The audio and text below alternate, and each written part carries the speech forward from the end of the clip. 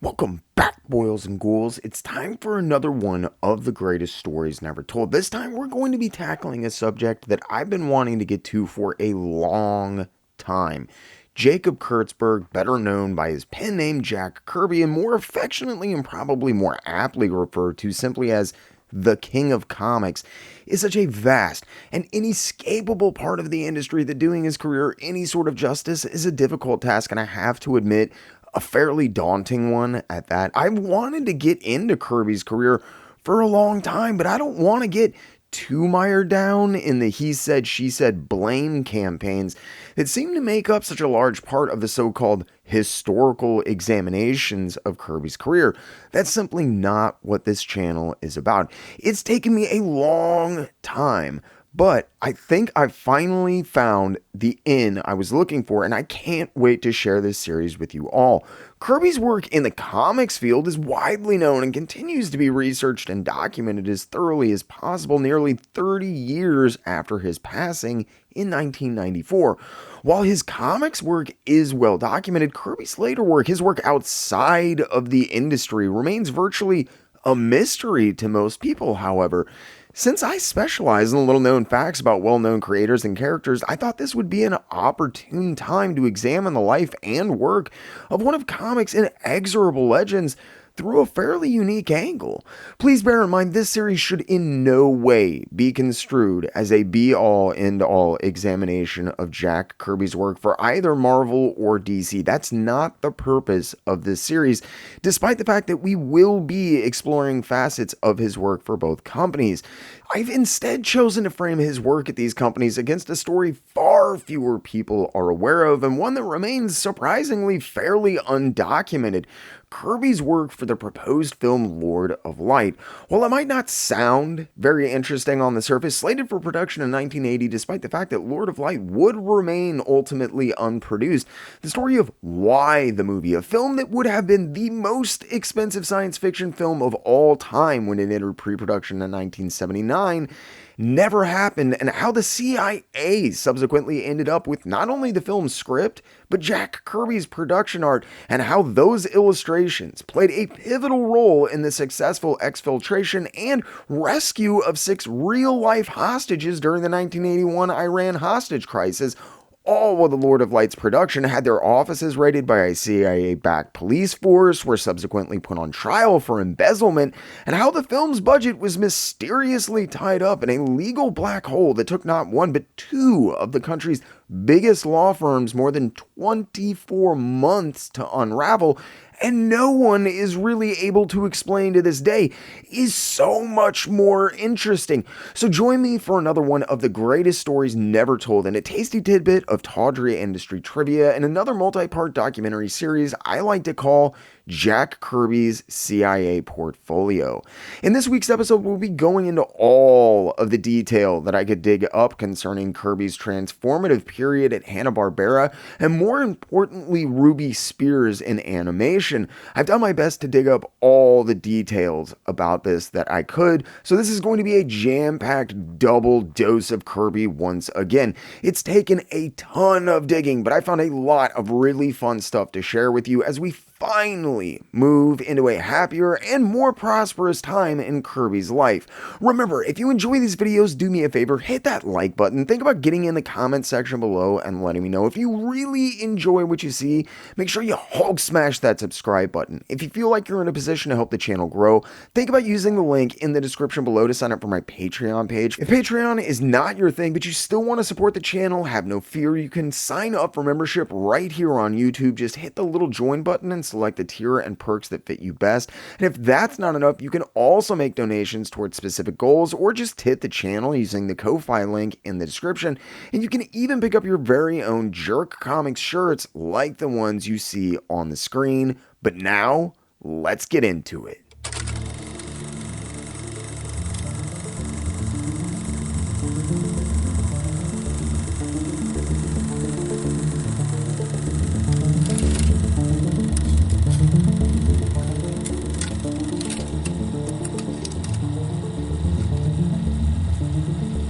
While in the midst of his disputes with Marvel over the ownership of his pages, Kirby had come into contact and subsequently lent artistic aid a few years later to a man named Steve Gerber. While at the time he was a well-respected writer and an industry favorite, sadly Gerber is perhaps only today remembered by the public at large because of his creation, Howard the Duck.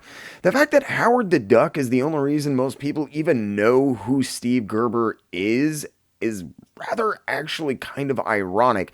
Gerber, like Kirby, had grown disenfranchised with Marvel around the same time that Jack Kirby left the company with so many others when they'd introduced the work for hire contracts in 1978. Gerber had subsequently become entangled in a protracted and costly legal battle over the rights to his creation, Howard the Duck. The fight over Howard the Duck was not a pretty one, and it would last for years, driving Steve Gerber to the ends of his financial limits and beyond. Because at a certain point, he could not afford to pay his legal fees, but still believing that he had a case, and I also think in part out to prove a point, Steve Gerber recruited help from other embittered industry talent, including Neil Adams and, you guessed it, Jack Kirby. Apparently, when they'd left Marvel, Kirby had somehow learned of Gerber's struggles, despite the two not actually being much more than general acquaintances, and Kirby was eager to help. I think Kirby saw much of his own struggles, as well as a man who was willing to stand for his beliefs, something which Kirby always seems to have respected and wanted to do what he could to help Gerber, given he was no longer shackled by fears of repercussions from either Marvel or DC. Eventually, Kirby would end up contributing art to the first few issues of Steve Gerber's Destroyer Duck series, which was published by Eclipse Comics and directly used to fund Gerber's continued legal battles with Marvel during that period over Howard the Duck. When someone asked Jack Kirby about why he was involved with the project and how he knew Steve Gerber, he simply replied that he, quote, didn't know Steve Gerber, but hoped that they would, quote, become friends as a result of him helping out with the series. While Kirby had done countless things like this over the years to help out other friends and associates, this kind gesture for a man who he only peripherally knew, well, this one would come back in a big way that I don't think Jack Kirby could have ever possibly conceived of, but we'll get to that in a second. Kirby was comfortably settling into his new world and new work for Hanna Barbera during 1979 and early 1980. Despite many employees and fellow artists being huge fans of his, this relationship didn't last an inordinately long time, and much like DC, I'm not sure that Hanna Barbera entirely knew how to best utilize Jack Kirby's talents. They respected him a great deal, and they were eager to get him to work for the company. Their choices for the assignments Jack Kirby was given, however, showed that despite respecting him, they very much still saw Jack Kirby as that comic book guy in a lot of ways. While there wasn't an inordinate amount of comic book or comic book adjacent material being produced at the time, and especially not by Hanna Barbera specifically, they stuck him on the closest thing that they could think of, and something that was actually familiar as well, though I think this is more by happenstance than intention. Jack Kirby's first credited work for the company would be as a character designer on a series called The New Shmoo, released in 1979. In The New Shmoo, a group of teenagers who incidentally happen to work for a comic book company, Mighty Mysteries Comics, and who also just so happen to have a shape-changing best friend, go on these insane Scooby-Doo style whodunit adventures every week. The rather forced comic book angle aside, if you're unfamiliar, the Shmoo is actually a character from Lil Abner, created by Al Cap, one of the most legendary comic strip artists ever. While we don't really think about it today, comic books and comic strips were inextricably linked for a long time, and it's pretty obvious why Hanna Barbera stuck Kirby on this one right out of the gate. It might not have been high art, but he was happy with the work for the most part, and Kirby also found himself in not only a welcoming environment eager to accommodate his talents and work with him at Hanna Barbera, but even reunited with other veterans of the field such as Gil Kane. The art director at Ruby Spears, John Dorman, was in large part responsible for this. John Dorman was fairly legendary among employees and almost as infamous and yet beloved by his employers, as strange as that may sound. Dorman got himself in trouble more than once because he paid his artists so well. Dorman's bosses got cheesed more than a few times over it, but Dorman was responsible for bringing in so much good talent to the company. He never saw any real repercussions over it, and he actually got away with some fairly shocking stuff. Dorman was a gruff and seemed like a generally disagreeable man, though I think this belied the rather soft nature that lurked just beneath the surface and was pretty apparent in stuff like his willingness to get his butt chewed out because he wanted to pay his artists, quote, living wages. Because of his loyalty to those that he brought into the company, Dorman was so beloved by many of his employees, and they formed a sort of clique inside of Ruby Spears, and this group was so close-knit and well known that they would eventually earn the moniker Dorman's Bastards, of which Jack Kirby, Gil Kane, Doug Wildey, John Woodruff, and Alfredo Alcala were all proud members, while John Dorman was the guy who brought them in the door and the kind of head of this elite inner group. Gil Kane was not only a big fan of Jack Kirby's, but he was an old friend as well. While there's not a ton of exact details about the work that Jack Kirby did and produced, as it was not only so numerous, but much of it remained unused. But since a lot of it was for pitch or proposal purposes, that stuff never actually ended up getting produced, and in a lot of cases there are no details to be found about the exact art pieces themselves, aside from the fact that Jack Kirby felt like drawing them. The way that Jack Kirby worked and what he was working on is also actually rather hard to discern, but thankfully Gil Kane is one of the few people that worked closely with Jack Kirby during basically the entirety of his time at both Hanna Barbera and Ruby Spears, and he shared some really illuminating stories about their work in animation together a few times, which give a good glimpse into exactly what it was Kirby was doing and how he was working at this point. Gil Kane, who was unaccustomed to working at such large sizes, was blown away by Kirby's ability to produce so much material and at such a large size, especially at his age. And when you see Kirby's work from this period, it truly is something to behold. It's enormous, dwarfing comic book pages and almost comically large in some cases. Admittedly, however, I think that the size actually worked to Jack's favor in a lot of ways, given the increased problems that he was having with his left eye. I find it kind of interesting that Gil Kane makes no mention of this problem, and teamed with a few of his other statements, I wonder if Jack Kirby wasn't still trying to keep his increasing vision difficulties a secret from Gil Kane, as well as perhaps his employers as well. Regardless, it seems that Jack Kirby fit in and was settling into his new work routine well by even early 1980. By all accounts, Jack Kirby wasn't driving anymore. Roz had long since taken his keys because Kirby reportedly thought he was in a rocket ship or a jet when he got behind the wheel. There had been one too many occasions where Kirby had ended up on curbs and apparently even nearly running people over. Instead, once or twice a week, Roz delivered him to the Hanna Barbera offices, and he would come strolling in the front door with an armful of about 6 or so of these enormous 20 by 30 presentation boards. Kirby would then hand the stack over to Gil Kane, pick up his next assignment, and take that back to his house to work on. Funnily enough, I thought, especially considering the direction that this documentary's taken, Gil Kane at one point recalled that it was actually a lot like when they'd been working for DC prior to Kirby leaving for the war. This is for one major exception. Kirby was no longer a freelancer. He wasn't work for hire, and his position was never in question at Hanna Barbera.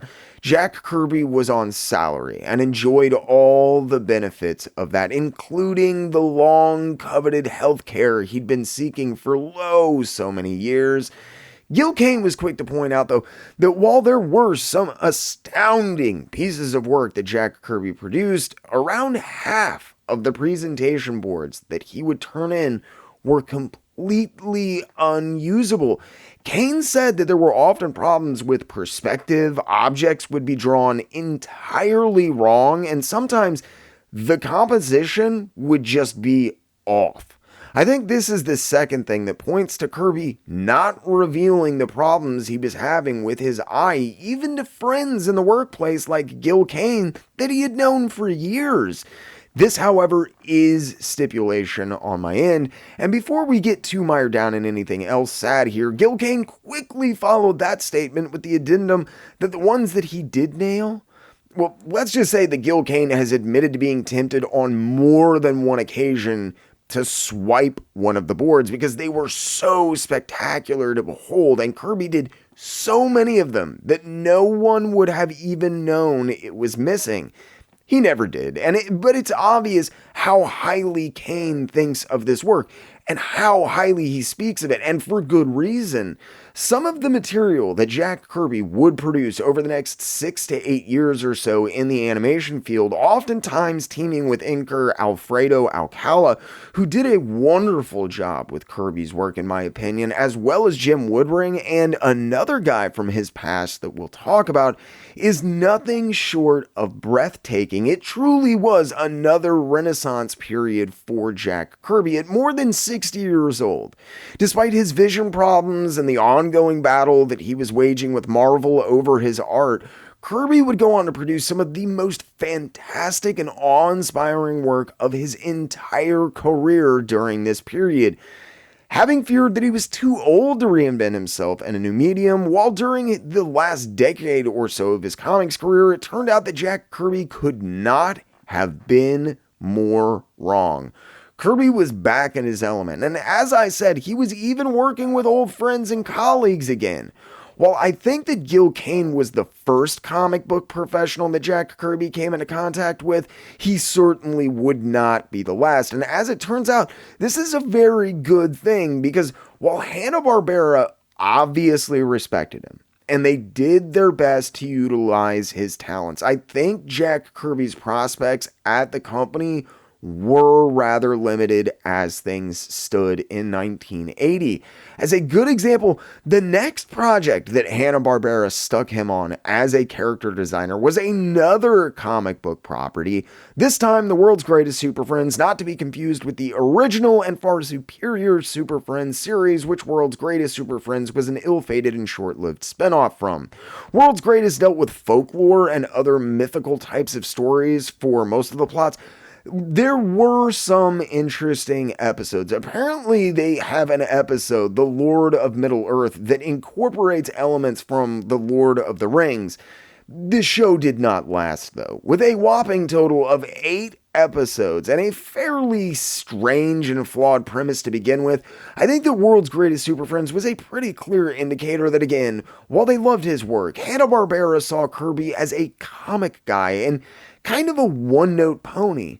I think they kept assigning Jack Kirby superhero or at least comic book adjacent work, hoping to rekindle some of the success he'd enjoyed in the past at Marvel and DC, though they may have simply been unsure if he could actually adapt to work outside of the superhero genre, which he'd spent so long and with which they so closely associated him with. They might have been kind of lackluster, but Kirby never complained about the work, and I think the biggest problem was that comic book adaptations were a rather limited field at the time, and perhaps more importantly, one already dominated almost entirely by another former comic book wonderkin who'd left comics for the much more lucrative field years prior, Alex Toth.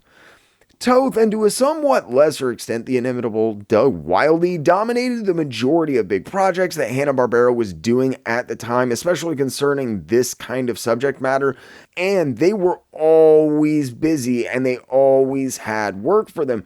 Kirby was vying against men who had been in the industry for years and already had a reputation for being reliable workhorses that turned in some of the best and most iconic designs that the companies that they worked for had ever seen. Had things remained the way that they were at the end of 1979 and the beginning of 1980, I highly doubt that Jack Kirby's career would have enjoyed the longevity or the success that he went on to in the animation field. However, two things would occur which would truly open up the door and set Jack Kirby on the path he would tread for the better part of what was left of this part of his professional career. In 1977, two former Hanna Barbera employees, Joe Ruby and Ken Spears, had left their former employers after having successfully developed and produced a little show, Scooby-Doo Adventures. After the show became a runaway success, but Ruby and Spears found themselves unable to rise through the ranks at that company, which for the record was Hanna Barbera, they decided to strike out on their own. CBS executive Fred Silverman, who felt that Hanna Barbera was producing too much material, stretching themselves far too thin, and that the quality wasn't going to start suffering, but that it already had started to suffer as a result, initially funded Ruby and Spears to act as direct competition to their former bosses at Hanna Barbera. And they were actually managing some success at it for a time. In 1981, however, they were sold as a subsidiary of what would become Orion Films, rather ironically, to Hanna Barbera. Despite what you might think, though, rather than an acrimonious or antagonistic relationship, the two animation studios, who peddled in rather different subject matter for the most part, not only peacefully coexisted but cohabitated so well that there were actually a lot of employees who worked for both companies in pretty major capacities following the buyout. This list of individuals included Alex Toth, Doug Wildey, Gil Kane, Steve Gerber, and Jack Kirby.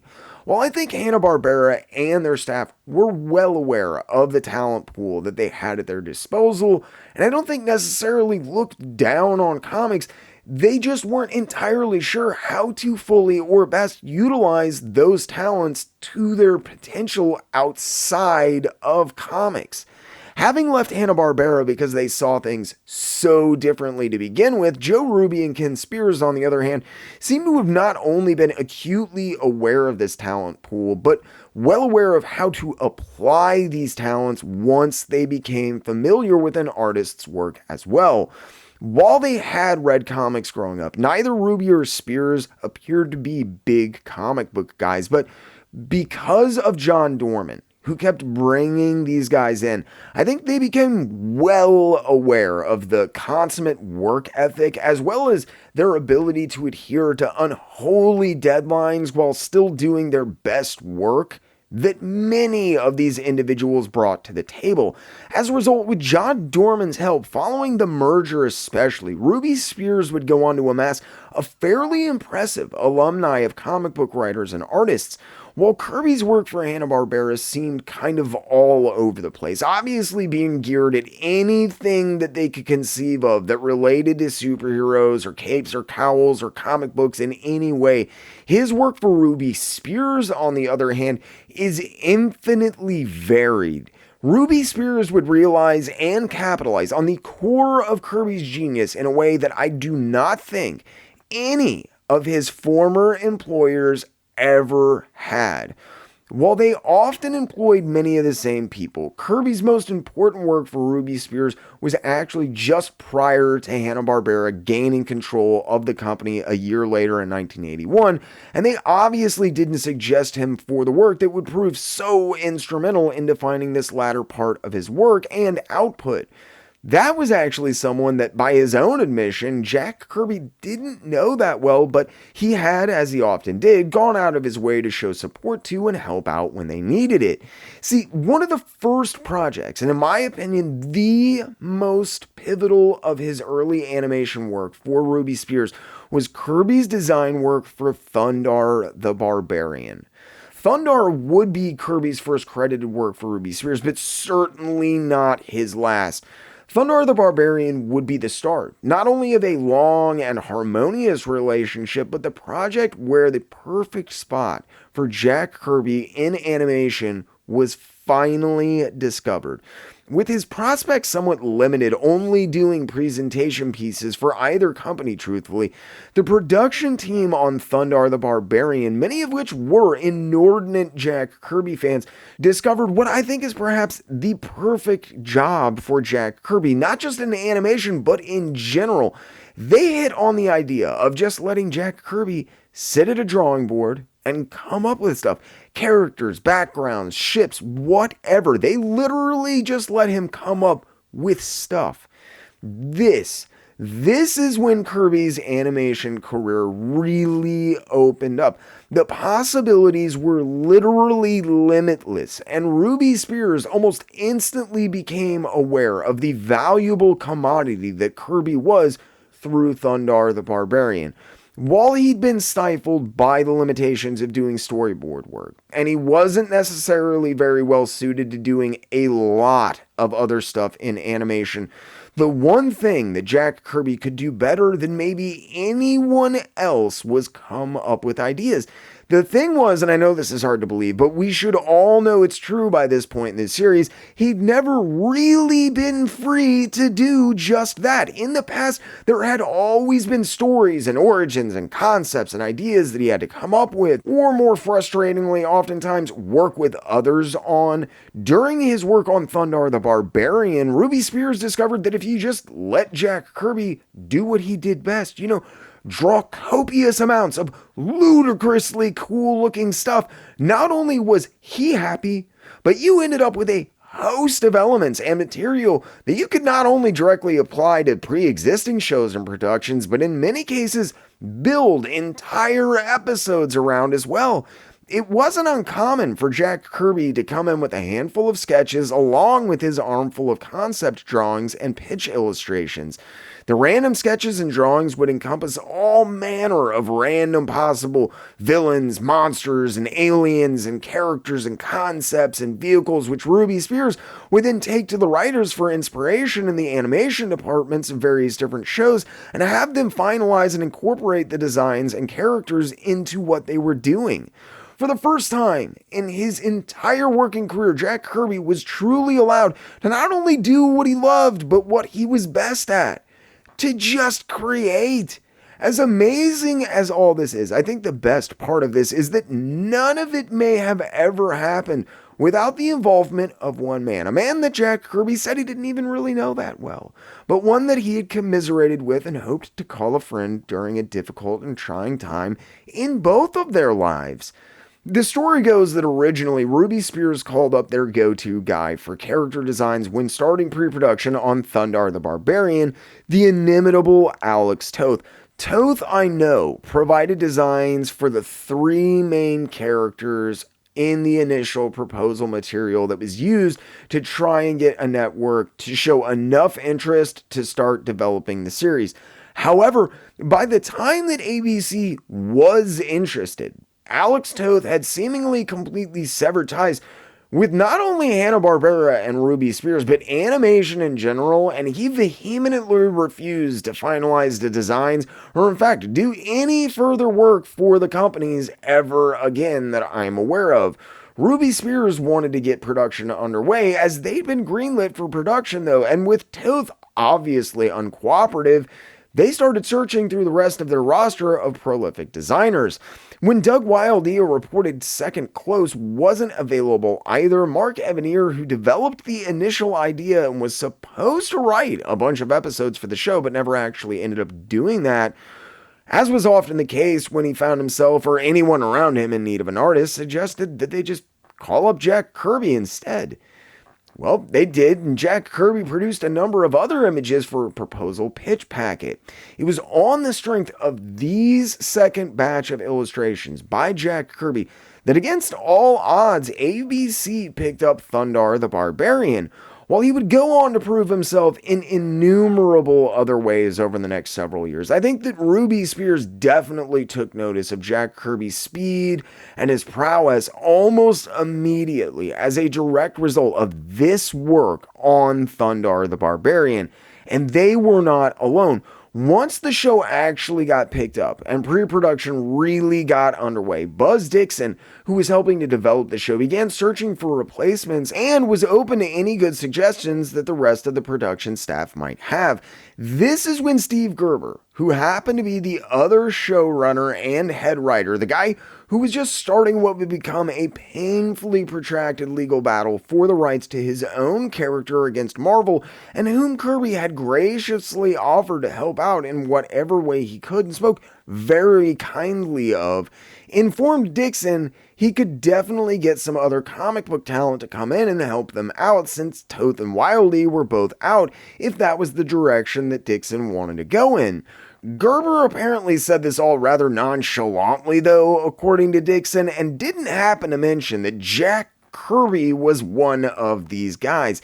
Dixon, like almost everyone else at Ruby Spears and Hanna Barbera, was a massive Kirby fan and probably would have hired him sight unseen had he known. I think Steve Gerber wanted to make sure it was a good fit and that everyone was going to gel and get along, though. He was never big on name dropping either, so that might have been part of what's going on here as well, but I do get the feeling he wanted to make sure that Jack Kirby and everyone else would work well and have a good time together on the project. This kind of consideration was the polar opposite of what Jack Kirby had encountered in comics over the preceding decades, and again shows just how different these worlds were for Kirby in particular. Either way, Steve Gerber called up Jack Kirby and told him about the meeting for the upcoming production and extended an offer for him to come and maybe pitch some ideas and just kind of talk with the rest of the production staff and get a feeling for stuff and see if it was something that he'd be interested in getting involved with. They were still in the early stages of development for the show, and Ruby Spears was requiring a lot of revisions from the original material from Mark Evanier, so I don't know if there were a whole heck of a lot of actual concrete details to even share with Jack Kirby other than the general idea and some simple character designs that Toth had done, as well as other random elements. Rather than scare him off, though, this likely only helped to pique Kirby's interest, and with the promise of people who he felt took him seriously and treated him well were interested in not just his drawings, but his ideas, this set the stage for the meeting that would change Jack Kirby's life. Rather than just secondhand accounts or my summarization, Buzz Dixon has actually shared his version of that exact meeting. In my opinion, it well encapsulates the latter part of Jack Kirby's career once he found his niche at Ruby Spears. And this, along with the fact that it's the actual moment when I think Jack Kirby was recognized for the genius in animation that he was, I'd like to share Dixon's recollection here with you. Quote, I was working at Ruby Spears Productions with Steve Gerber. They had just sold a series called Thundarr the Barbarian, and now the time had come to actually develop scripts and art for the show. Steve told Joe he could recommend some good comic book artists to help give the show a more dynamic feel than standard Saturday morning fare. What he did mention to me was who these artists would be. We had a production meeting. I came into the conference room early. There was a little old man sitting there, talking to John Dorman, the head storyboard artist for the series. I liked the old guy almost immediately. He was the only person I've ever met whom I could say his eyes literally twinkled. We started talking about the show, kicking around ideas before the meeting actually got started. Steve and Joe and the rest of the writing team came in, and since I was already there and chatting with the old guy, everybody just kind of assumed we'd been introduced. The meeting started without further fanfare. As we kicked ideas around, I was astonished at the imagination the old guy was showing. Joe and Steve would throw ideas out, and the rest of us would kick them around and play with them. Then he would casually say something and boot that particular concept right into orbit. And he did this again and again, plussing every idea thrown out there, turning it around and inside out and making it better and never taking credit for it. Quite the contrary. He was unfailingly self-deprecating, always deferring to others and shrugging off praise for his ideas and concepts with a sheepish grin. It was a great meeting, one of the best and most creative ones I've ever been involved in. And when it ended, the old guy left with his wife, who had to drive him around everywhere since he was turning ideas over so much in his mind, he would get distracted in traffic to start working on the ideas that we had discussed. I remember thinking at the time how glad I was somebody with his imagination would be working on the series. Not only that, but I was particularly happy how well we had hit it off. He was, as they say in the biz, a good guy to have in the foxhole. After he left, I drifted over to Steve's office and commented on how much I liked the old guy. But who is he? I asked. Nobody introduced us. That was Jack Kirby, Steve said. That was Jack Kirby? No, wait. That's not the way I said it. What I said was, that was Jack Kirby? Well, this is obviously just a nice, fun story to share at this point, given the problems that Jack Kirby had faced up to this point. And man, did I just want to share some stuff about the kind of working environment where he spent the last years of his career and the kind of adoration he was surrounded by on a consistent basis while dealing with the ongoing battle for his art against Marvel, which continued throughout the entire period. But I also think this illustrates two things that I have been trying to reinforce in this series over and over again extremely well. The first is Jack Kirby was the creative force, the dynamo that had set Marvel into motion. There is no arguing that Stan Lee was an important part of the Marvel era, in my opinion, giving the stories much of what would become their trademark voice, and there's no denying that patented Lee dialogue. He was a pivotal part in having the Marvel Universe share one collective space, having characters interact and overlap like few others had before. Even after he stopped working in the comics division, Lee was unarguably the most successful comic book ambassador that there has ever been. His voice and face are the first things that come to mind for generation after generation of not only neophytes, but actual fans of the medium. People who live and breathe comic books. Jack Kirby was the one who took loose concepts at best, and based on the briefest of conversations, created a literal pantheon of some of the most valuable and beloved pop culture icons, not just of that era, but of all time, though. Kirby fashioned a actual cosmos at Marvel with only the vaguest of input and help from anyone else. And I think that the way he toyed with the ideas and concepts, how he was able to break stuff apart and seem to tweak and come up with new and different angles for everything that was tossed out during the Thundarr the Barbarian meeting is probably extraordinarily well representative of how he had actually fashioned the Marvel Universe from his own untold mind and imagination, shackled, as he would say, to his drawing board for those many years. And that's the second thing, that this was still possible for Jack Kirby, given he wasn't even able to drive a car, and his increasing memory problems, his difficulties with vision. It's legitimately nothing short of astounding to me. It shows the unbridled genius of Jack Kirby and how, even though he'd been kicked around and abused and taken advantage of and left the industry he loved with a lot of bitterness, and at this point, how even though he was still locked in a heated battle for the return of his art, he still had it. A lot of people had thought that Jack Kirby was down for the count when he left comics, but I think he was just done with that toxic culture, or what he would later refer to as a, quote, pit of vipers. In animation and his other facets of work for the studios, things were simpler. Everything was clearly defined and laid out on paper, and in his new line of work, people tended to actually follow contracts, unlike some of Kirby's other past employers. For his decades in the comic book industry and all of the infighting, the backdoor politics, and the shit talking and the derision cast in his direction, against all odds, Jack Kirby's better nature had won out. It was a simple gesture of support and a friendly hand when he needed one the most that led Steve Gerber to invite Jack Kirby to the Thundarr the Barbarian production meeting. The most seemingly innocuous little thing, but one which would impact Kirby's life in untold ways over the next decade. While Thundarr would only last 2 seasons, it made Ruby Spears acutely aware of the talent that they had on their hands, as well as how to best utilize that talent.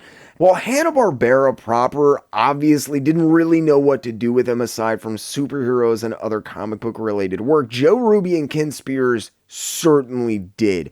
Hanna Barbera would either put Kirby on whatever capes or cowl work they had, or they would give him absolutely random pitch packet assignments. While the pitch packets were easy work for Kirby, and I don't think he minded them, they certainly weren't his higher calling or a gateway to a better career in animation. He was a creator and they let him explore that, but it wasn't until Thundarr the Barbarian when Jack Kirby was really let loose on the animation world for the first time and in many regards found his second calling. Buzz Dixon wasn't the only one who had been blown away by Jack Kirby or his work on the series. Ruby and Spears would in fact, for the rest of their lives, repeatedly say that Thundarr the Barbarian was their favorite project that they ever worked on, Scooby-Doo included, simply due to the amazing art and ideas and concepts that they got out of Jack Kirby. While he was on salary at Hanna Barbera and they made sure to keep him in work, once production commenced on Thundarr the Barbarian, Ruby and Spears set about designing an entirely new job position and permanent place for the man that I honestly think they saw as nothing short of genius. Interestingly, and I think importantly here, Ruby Spears had been involved with DePatie Freeland Enterprises, one of the animation studios responsible for the new Fantastic Four cartoon that Jack Kirby had worked with Stan Lee on for Marvel that we discussed a few episodes ago. Because of this, Joe Ruby was well aware of the limitations that Jack Kirby faced in the field before they ever hired him on full time. Kirby's storyboards, as amazing as they had been, and they are truly something to behold, had proven to be basically useless for the cartoon. They had, however, been so good as pieces of art that Marvel couldn't resist leaving unpublished Kirby Fantastic Four material of that caliber just lying around. Years later, Marvel actually hijacked and repurposed Kirby's storyboards, enlisting a host of then top-flight inkers for the job and repackaging them as a brand new Kirby Lee Fantastic Four story. Kirby was reportedly, shall we say, displeased with the fact that he hadn't even been consulted or told that the project was happening, especially since by this point he'd actually put it in writing that he refused Marvel any rights to use his likeness to sell, market, or otherwise promote their material. The ongoing battle for Kirby's art and the acrimonious nature of his whole relationship with the comic book industry at that point was centered around Marvel, a company he had helped build from the ground up less than 20 years prior, were pulling stunts like this. Ruby Spears, on the other hand, was busy trying to accommodate Jack Kirby by basically inventing a new position just for him. Though I think they had always had a rather high opinion of Jack Kirby, at least Joe Ruby, but after Thundarr especially, Ruby Spears as a whole did not see the fact that Jack Kirby couldn't storyboard or in fact do a lot of other stuff when it came to animation as a problem or even a deterrent. I think this is because that after the Thundarr meeting, everyone at Ruby Spears knew that Jack's genius, the real thing he was good at, was ideas. Coming up with stuff, random, insane, otherworldly creations and characters that could only seep from the mind of a man who had honed his craft to a razor's fine edge like Jack Kirby. He'd made Marvel Comics, Martin Goodman, and Stan Lee millionaires, and Ruby Spears made a decision early on during his tenure at the company that would allow Jack Kirby to not only do what he was best at, but work on his own schedule to the point that he was able to really relax and enjoy his life in perhaps the first time since his teenage years. Everything at Ruby Spears seems to read like a fairy tale. Jack had been through so much that I just kept waiting for the other shoe to drop, but it never did. While Ruby Spears never mistreated or maligned Kirby in basically any way, shape, or form that I could uncover, and treated him with perhaps the most respect he had ever been given in his professional life, all of this did come within a hair's breadth of never happening. One small hiccup early on very nearly derailed everything, and rather interestingly, it was a situation eerily similar to a problem that Jack Kirby had encountered while still at Marvel Comics that we've actually talked about.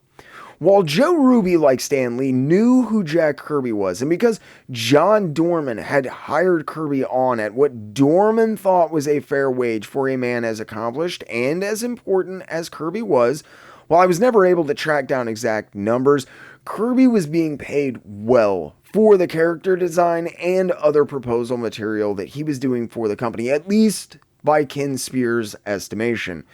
When Jack Spears initially discovered what Jack Kirby was making, he absolutely hit the roof. He told Joe Ruby that they couldn't afford to keep Kirby around. He asked why he was making so much money and who the heck Kirby even was. Ken Spears was beyond incredulous apparently and seemed pretty dead set of getting rid of what he saw as a fairly large unneeded expense.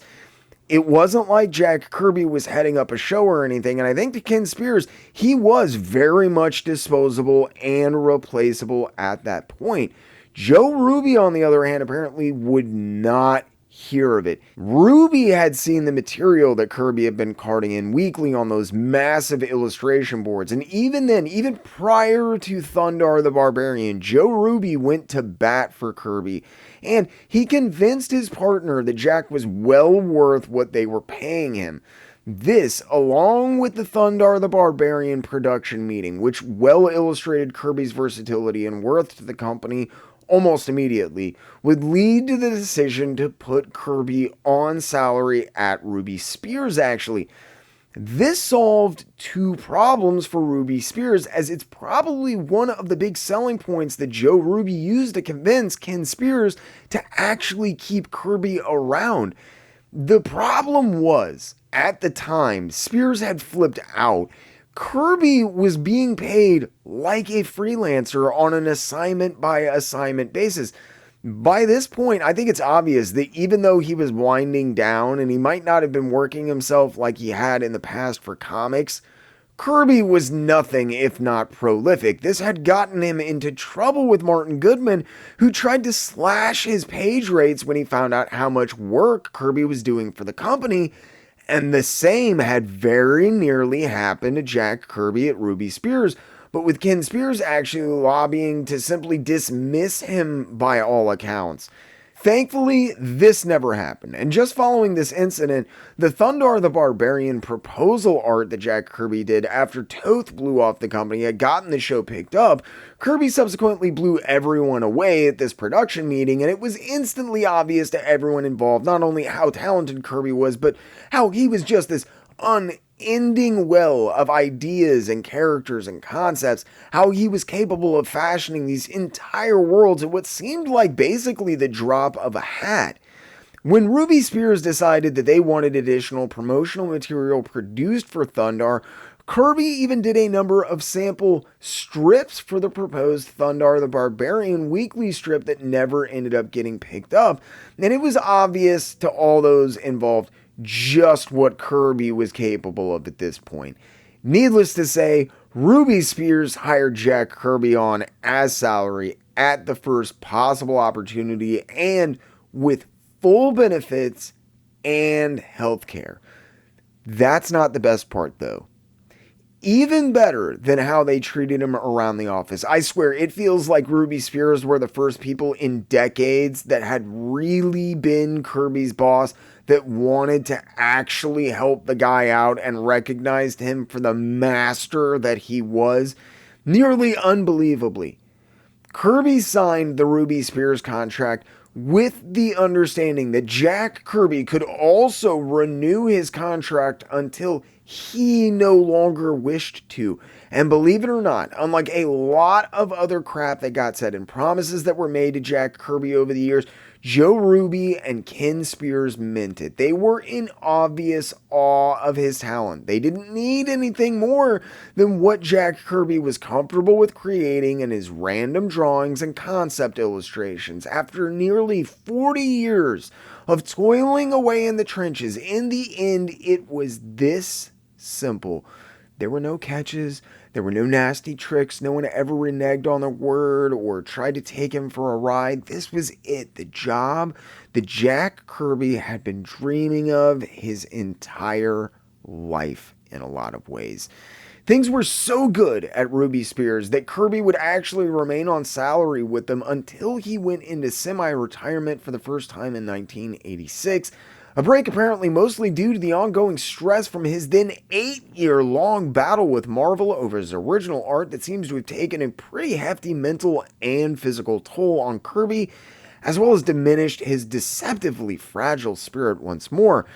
Starting around the beginning of 1981, though, from Thundarr the Barbarian on, all that Ruby Spears really expected of Jack was for him to go home, sit at his drawing board, and have fun coming up with entirely random pictures. Kirby wasn't just allowed to let the ideas come and not get too hung up on the particulars of things and worry about it too much. This was an integral part of a requirement of the work. Create entirely random characters and concepts that Ruby Spears could then work with Kirby or others on to develop into shows, stories, and elements of their own pre-existing productions. As I said, while he was back at his drawing board, things had changed considerably for Jack Kirby by 1981. While he did spend a lot of time drawing and just coming up with ideas and stuff, this was done at his leisure and because he wanted to, not because he was up against some ungodly deadline or making last-minute late-night revisions to already completed artwork and an editor's inane request like in the past. There were no 15-page-a-week quotas, people trying to make him do extra work for free. By the time he went on salary at Ruby Spears in 1981, for the first time in perhaps 40 years, his workload no longer ate up the entirety of his days, and Kirby seized on the opportunity to finally enjoy his life and his family and the fruits of his labor. Elated with his new job, well respected once more by his colleagues, and making friends in the workplace wherever he went once more, Jack Kirby was allowed to enjoy these years of his life in relative peace and financial security, at least inside of the animation field. As I've said, Kirby would spend the entirety of his time in animation embroiled in a nasty, drawn-out legal battle with Marvel over his original art that really seems to have taken it out of him. Despite his ongoing struggles in the comic field, Ruby Spears had to have served as a welcome distraction in many regards. Kirby, who from everything I read seemed to love being in and around the Ruby Spears offices, was allowed mostly to work from home, and with his lightened workload, there was a fairly dramatic change in his home life that followed this. Whereas stories about Jack Kirby from his own children when he was not chained to his desk drawing are few and far between, his grandchildren have all shared copious stories of the carefree man that Jack Kirby transformed into almost overnight. The love and the attention that he showered on them during these years, no longer shackled to his drawing board for untold hours, away from his family and almost entirely secluded in every way imaginable, with only his thoughts and drawings to keep him company. Thoughts and drawings that would inevitably be co-opted and confiscated by other people if he dared to care about them. he could work on his own schedule. He could sleep in and take a day off to spend with his family without fear of getting in trouble or falling behind. These were things that Jack Kirby never dreamed of in the past. According to his family, Jack Kirby would get up in the late morning at this point. He would eat some breakfast and then usually swim with the grandkids. After they were done with this, they would all often sit together and draw, with Kirby obviously giving them copious pointers and tips as they all sat hunched at the table working on their creations. Later on at night, when the grandkids were getting ready for bed, Kirby would retire to his studio where he had his drawing table and set up to work on whatever random idea happened to strike him. Even then, though, one of the grandchildren would often sneak in and fall asleep on the couch next to his drawing board, the pleasant smell of tobacco pipe permeating the confines of the small room as Kirby sat drawing whatever he was inspired to work on, simultaneously weaving these fantastical tales to entertain the kids until the early hours of the morning. Jack Kirby had spent more than 40 years in what feels like a constant struggle to support his family, to make enough that they never wanted and he could provide for them. But I don't know how much of any of that he ever really got to enjoy. Kirby was a child of the Depression, and I think he wanted better for his kids. I know that Roz did, and Jack Kirby worked his entire adult life to make that happen. While there were a lot of problems, and he was not able to leave his kids the legacy that he should have been able to monetarily as far as his contributions to Marvel and DC and innumerable other characters, creations, and stories for other publishers over the years, I find a lot of solace in the fact that Jack Kirby was happy and he was comfortable and he was able to enjoy this time with his family. I don't know if Jack Kirby ever even conceived that this would be possible for him. With there being no real retirement or way out of comics, especially when he entered the field, once you'd become institutionalized as Jack Kirby had, and they had you tricked into thinking there was no way out, you just kind of worked until you died, or more matter-of-factly, they worked you to death. And even then, when you died, you just hoped and prayed that you didn't leave your family in too much debt. Kirby had seen it countless times among his peers, his colleagues, and even some of his closest friends who had worked themselves basically to death because there just did not seem to be any end in sight. No escaping the inevitability of comics being the totality of their existence. Jack Kirby had bore the brunt of the worst that the industry could toss at just about anyone.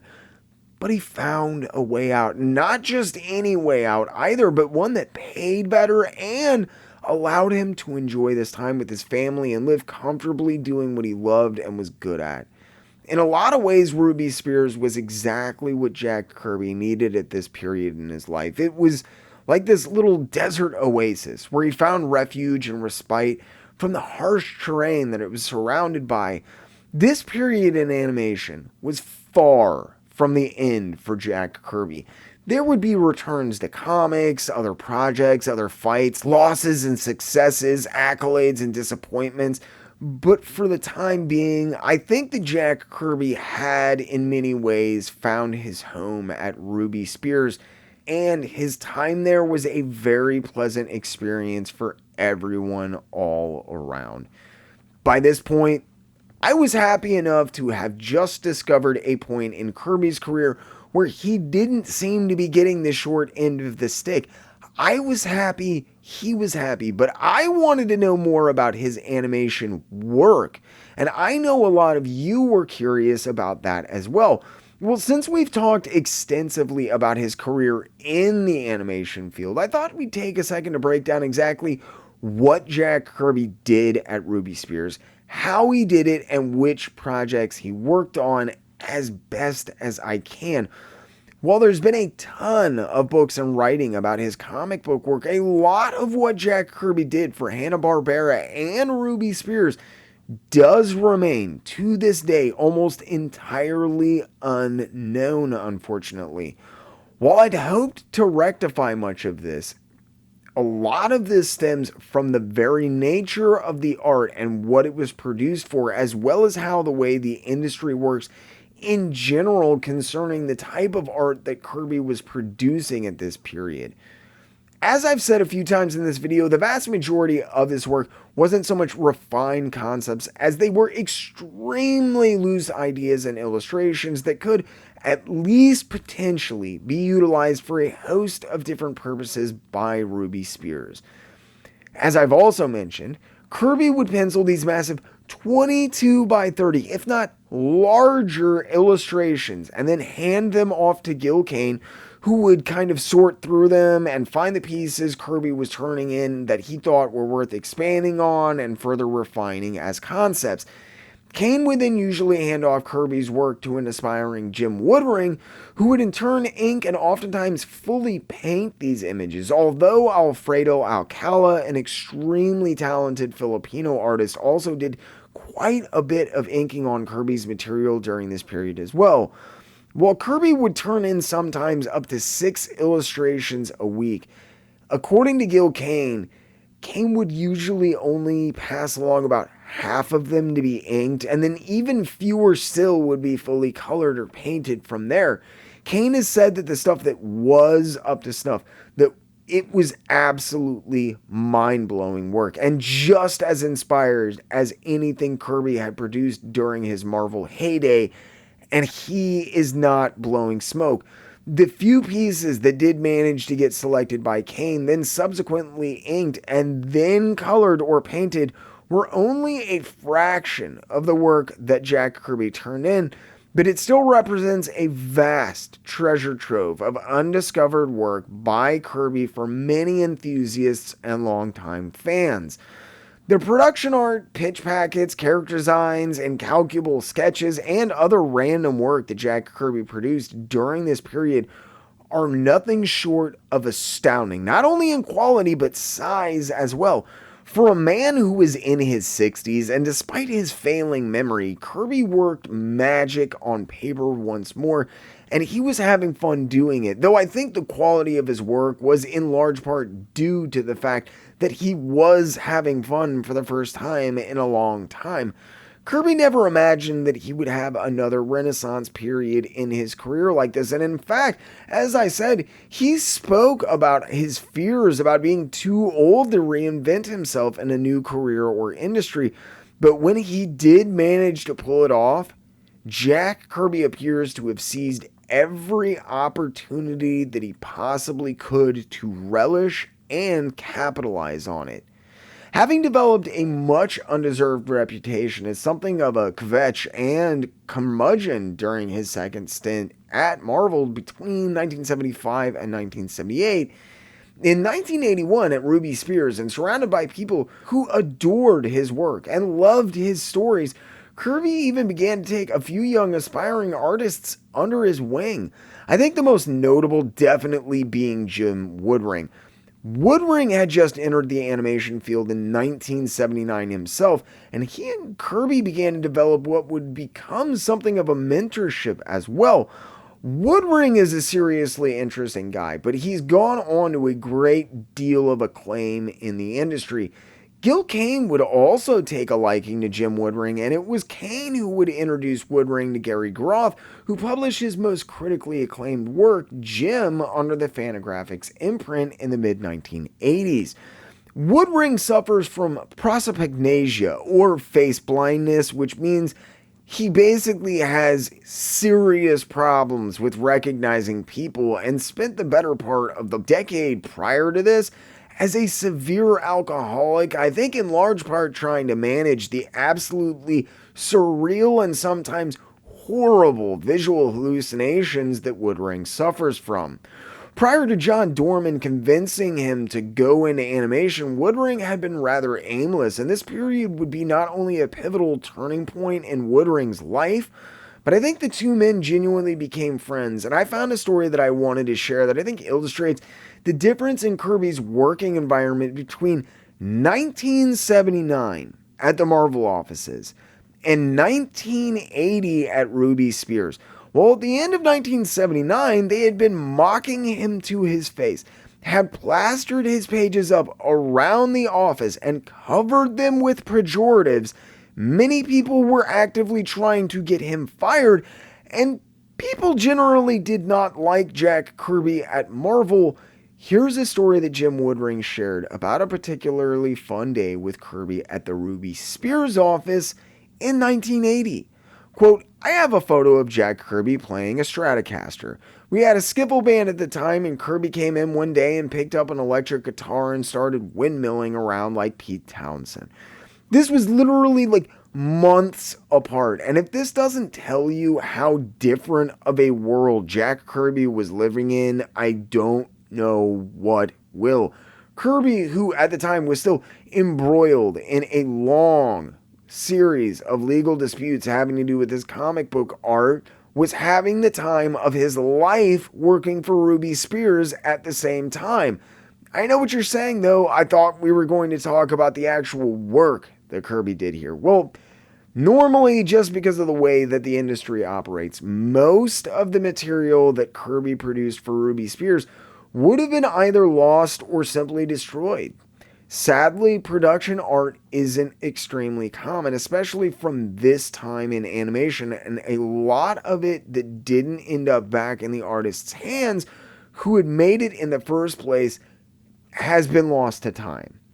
This may have well proven to be the case for Kirby's work as well, and some of the most ambitious and beautiful art that he ever did may have simply been lost to time because no one cared to keep it. Thankfully, I think Joe Ruby in particular liked Jack Kirby a lot. However, both Joe Ruby and Ken Spears apparently fastidiously collected much of the finished and unfinished work, even much of Kirby's work for projects that never reached production, and did their best to ensure that these pieces remained unscathed and were well taken care of for decades. Because Ruby Spears really were fans of Jack Kirby, as they claimed, while largely unidentified in most cases, and often this is because there was never a finished pitch to go along with them, while they do remain unidentified in many cases, there's been an astounding number of these pieces shared with the public for the first time since their creation in the 1980s, starting right around 2010. While Ruby Spears were loyal and consummate guardians of Kirby's animation art, as they've gotten older and Kirby has finally begun to receive the level of respect and love that he is so rightfully due, and the pieces, I think, became more valuable, more and more of them have found their way into auctions and private collectors' hands, offering a rare and intriguing glimpse into Kirby's process and product from this period. Interestingly, if unsurprisingly, while the vast majority of pieces that Kirby did during this period were for non-comic related material, many of the presentation pieces and other surviving art from this period in general is from proposed comic adaptations. What's interesting is getting to see Jack Kirby's take on many of these iconic characters without an editor or a publisher breathing down his neck. While the differences aren't overwhelming at first glance, and Jack Kirby had foregone much of the more subtle aspects of the fine details in his work by this point, the art that he made while at Ruby Spears is of a quality that he was rarely allowed to even attempt with a large portion of his comic book output. Kirby could spend days or minutes or whatever he felt like on a piece, and you can tell. One of my absolute favorite pieces of Jack Kirby art period is this mammoth 30 by 40 Hawkman illustration that he did for a proposed Hawkman cartoon. It's got all of the earmarks of a trademark Jack Kirby piece, but there's something electric about it that seems to harken back to his most prolific and praised periods as well. There's an undeniable allure that a great deal of his work for Ruby Spears actually shares in common.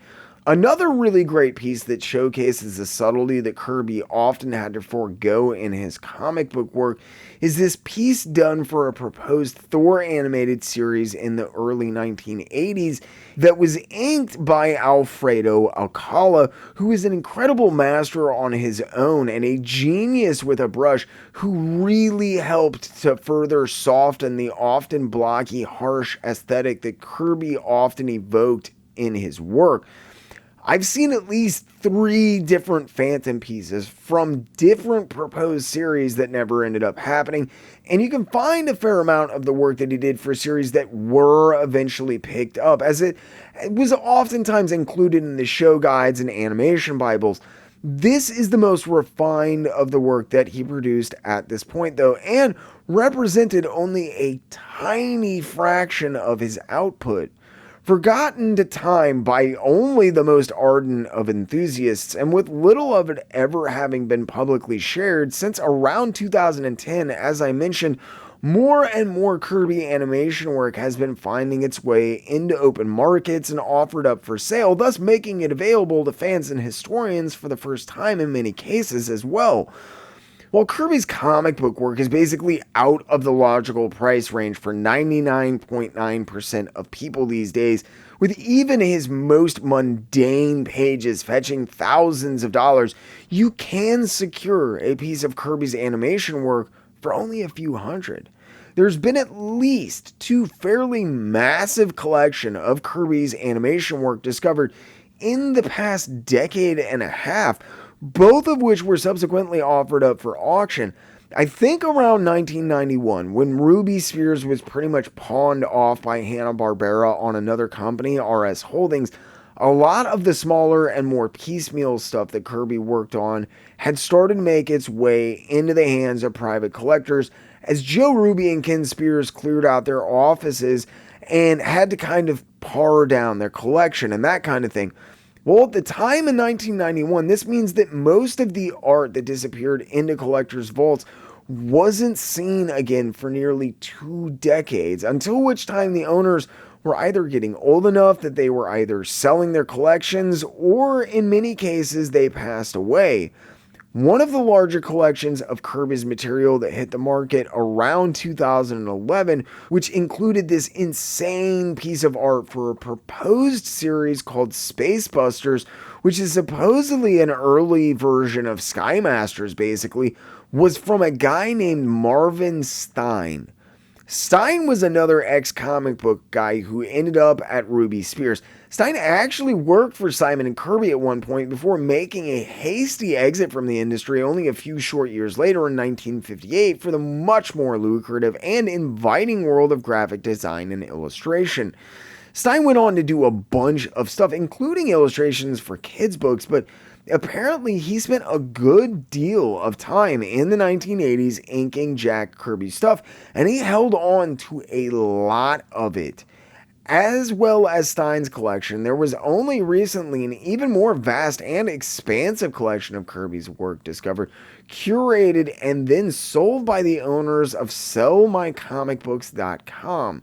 While there might not have been any interest in the projects that he was proposing or the ideas that these images sparked among investors at the time, it feels like, especially as more time passes and more stuff shows up, that there were plenty of people making sure that most of what Jack Kirby was producing was not lost or destroyed, which is incredible. As frustrating as all this is from a historical standpoint, I mean, good luck trying to catalog the stuff that's even out there, and trying to track down information on pieces is even more difficult, but Jack Kirby's work still survives. If you're interested and so inclined, while you might not be able to find the name of the proposed series that an illustration was for, you can look at a lot of Kirby's work from this period. I highly recommend doing so. Checking out a few of the different auction houses that have hosted some of the larger auctions for collections of Kirby's animation work and just perusing the original art. It at once evokes everything that typifies Kirby's work in comic books, but it's also unlike much of anything else that he ever produced. Some pieces read as utter abstraction, simply Kirby chasing a certain style or feeling more than anything, while others exude a much more careful and contemplative thought process involving characters and worlds that would never come to be anywhere outside of Jack Kirby's mind. He was able to chase his own interests and proclivities and therefore further refine them in this work for animation than he ever was in his comic book work. His pencil pieces are where it's really at, though. While the inkers that Kirby worked with at Ruby Spears are, in my opinion, by and large, very decent, and none of them butchered his work in the way that men like Vince Colletta did. There's no denying that there's a lot of someone like Alfredo Alcala in the finished work. Alcala's inks, I think, have a softness and a fluidity to them that seems very atypical of Jack Kirby's work. And while I do enjoy them, I don't necessarily think represent where Jack Kirby was at so much as where Alcala or Woodring or even Marvin Stein was at. In Kirby's pencils, though, the unrefined magic and that explosive power that these enormous illustrations have really come alive. Much of Kirby's original work is exceedingly rare, and pencils for his stuff are even more so. This only serves to make this material that he did, and which fans thankfully have preserved, even more important and interesting to look at. However, as much of this material moves hands for the first time in decades, and there are pictures that you can track down on the internet, there's not really anyone cataloging or keeping track of his stuff, and I do fear that a lot of Kirby's work from this period will continue to be scattered to the seven winds, to the extent that a solid retrospective of the work in the form of a book or even a documentary might not be possible if something isn't done before too long. With Kirby's original comic book art continuing to explode in value, and with more people turning to the much more affordable animation work that Kirby was responsible for, I think this is going to become a real problem. As collections are broken up and single pieces sent to the far corners of the globe, I do believe an interesting opportunity to look at the work of one of comic books' true geniuses is quickly disappearing. Most serious collectors are looking for Thundarr pieces, or maybe a Centurions, or even a Mr. T piece, but they're not necessarily exceedingly interested in the hundreds, if not thousands, of random illustrations that Jack Kirby did for other projects that didn't reach that level of notoriety, or maybe even see production. And don't get me wrong, there's a lot of great stuff he did for Thundarr and other shows, especially like Centurions, but a lot of the work that he did was just entirely random. Kirby was completely unrestrained. He could work on veritably anything that he wanted, and he didn't even have to worry about stuff like backgrounds anymore. Because of this freedom to take his art in basically any direction he wished, there are some really far out pieces that Kirby did, but people aren't always as necessarily drawn to them. You can see Kirby toying with and further refining that signature style of biotech that he was so synonymous with specifically, and there are some truly jaw-dropping examples of where he went with that in many of the surviving paintings that he and Jim Woodring collaborated on. That weird biotech Kirby would do evolved over the years constantly, just like everything else about his work, but it underwent a fascinating change and seemed to really evolve, and much more quickly than ever before, right around this time. This wasn't entirely because of Kirby's work in animation, though. Not only was the new creative freedom granted to him by Ruby Spears, allowing him to explore and push his work in ways that he never had dreamed of before, but there was another project which took place just prior to all of this, a project which few people talk about, and fewer still know the precise details of. The material produced would be limited to say the least, but the work would well illustrate where Jack Kirby's head was at during this time, the kind of concepts and the ideas that he was most interested in exploring, and how he saw the world in a fairly significant way. The work would come to encapsulate Kirby's seeming revolt against the rigid and staunch world of publication that he was trying to escape, as well as come to involve some of the most prominent and eminent inventors, scientists, and largest corporations in the world, along with the FBI, CIA, and the Iranian government. It's a story I've been hinting at for months, but felt like needed a lot of setup.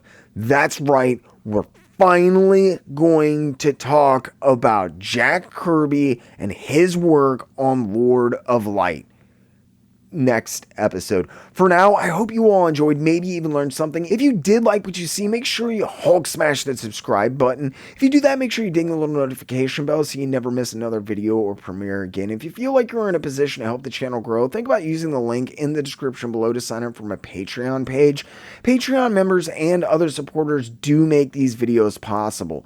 For as little as $3 a month, you get access to tons of behind the scenes posts, exclusive content like uncut interviews, early access to material, merchandise discount codes. You can even get your name in the credits here. If you want to support the channel but Patreon is not your thing, have no fear. You can sign up for membership right here on YouTube. Just pick the tier and perks that fit you best. If you want to make one-time donations towards specific goals or just tip the channel, you can use the Ko-Fi link in the description below as well. And if that's not enough, you can even pick up your very own JerkComic shirts like the ones you see on the screen now. As always, this video was brought to you by the Jerk Broadcasting System, as well as generous grants from the Patreon, YouTube, and other contributors you see on the screen now. I'd also like to personally thank my loyal Wednesday Warriors, Channel 10, Chasen, Clinton Salvini, Mike Dolan, Lynn Sinnette, Jay Rainwater, Super Chasen, and Mike Dolan again. Thanks as always for sticking with me. I hope you all enjoyed, maybe even learned something, and as always, I really, truly, and honestly ask only two things. Keep it in those local shops and keep reading comics.